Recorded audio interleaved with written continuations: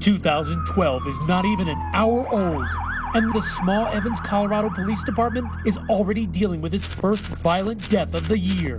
Do you see a lot of violent crimes in this area? We probably average one or less homicides a year, and unfortunately a number of suicides. They're not uncommon. Evans Police Chief Rick Brandt, whose department responds. You're one of the first responders, right? Correct.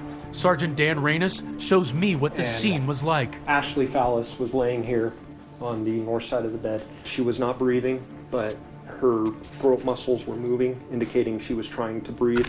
But the obvious issue was the trauma to her head. What does the room look like from what you remember? I distinctly remember the blood spatter on this north wall. I also remember seeing the bullet hole in this east wall. Is there anything on the ground? There are two pictures on the ground over here, and I distinctly recall the TV was playing the Times Square New Year's Eve celebration. A woman shot with only her spouse in the room is always cause for suspicion. My name's Rita. I don't know if I've ever met you before. Tom Fallis has volunteered to come to the police station to answer questions from Detective Rita Wolfe. He's the only witness to a gunshot wound situation, so we want to hear what he's got to say. And what's your wife's name? Ashley. I want to see her. I want her to be okay. It's emotional.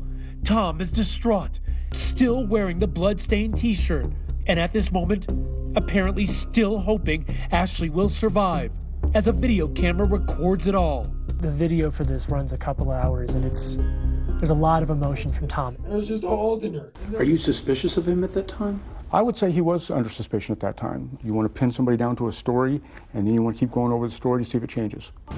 Tom's story starts with the trauma before that New Year's Eve party. So she was coming down today. Ashley devastated when she believes she suffered a miscarriage. We just could have lost, or had our third miscarriage. Do you know how depressing that is for a woman? Especially for Ashley, he says. All day she had been talking about it. Knowing how unlikely another pregnancy would be since she had her tubes tied after her son Blake was born, which Tom says was her mother Jenna's idea. Just one source of lingering resentment between them. This was no Brady Bunch, all right? Fallis did not get along with Ashley's family. There's just no two ways about it. Still, he tells Detective Wolfe, Ashley was holding up okay most of the night. We danced to our song just an hour and a half before this. So sweet. But remember when Ashley's uncle asked her to smoke marijuana?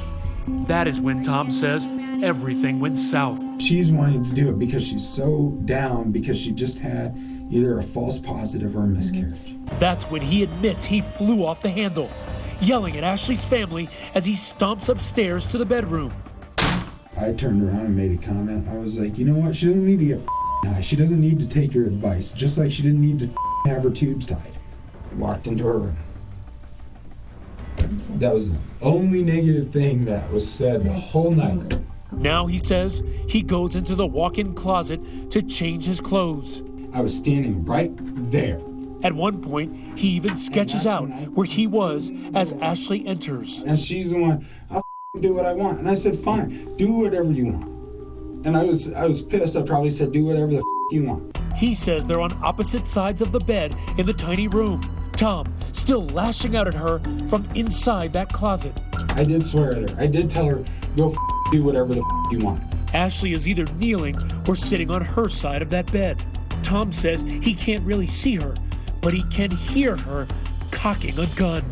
She has a 9mm Taurus, and she keeps it under her mattress. Suddenly, he says, with no warning whatsoever. I looked out. I was like, what are you doing? And before I even had a chance to finish my sentence or close the door, there's smoke. I heard it, and there's just smoke. Tom says he tried to staunch the blood coming from his wife's head while he called 911. So you're saying no fighting at all, that she, for some reason, just takes a gun out and shoots herself? For some I already reason. told you what happened.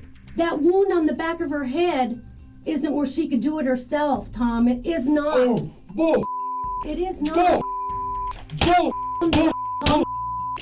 If you get upset like you do like this, is this what you do with You're her? accusing me of killing my wife. I'm not supposed to get upset? That doesn't make sense. And that's when Detective Wolfe reveals that officers have already learned something incriminating from a next-door neighbor. There was somebody awake, and they actually heard your argument and your conversation between you and your wife. Really, what conversation was that?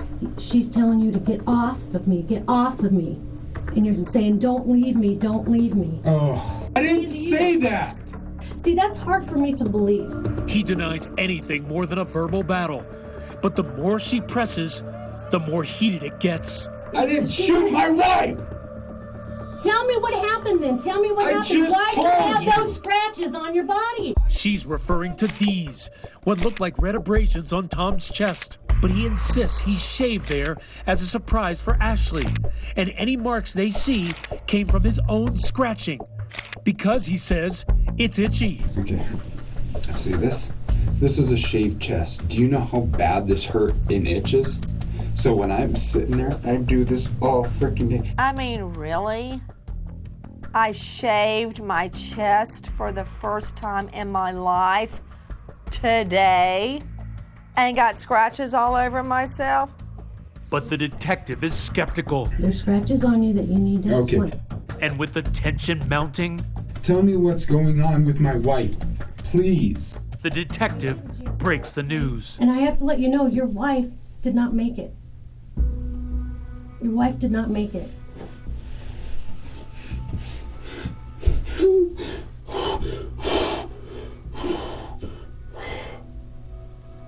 She was breathing when she was breathing when I was holding her. She was breathing. They told me she was breathing when she left the house. I didn't shoot my wife. I wasn't even by her. Tom is sticking to his story. I didn't do this. Oh my God, I'm telling you right now. After about 2 hours, the detective gives him a compassionate touch. And with still no admission of guilt, she has no reason to hold him. Tom is free to go. You let him go. Why? If nothing else, it didn't appear to be a solid or clear homicide. And we knew we had a lot of work to do. Everybody that I've talked to said,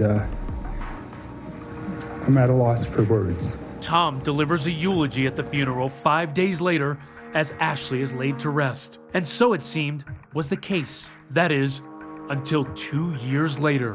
A Fox 31 Denver investigation is now leading to a brand new police probe. When something was unearthed on this newscast. Actually, someone no one ever expected.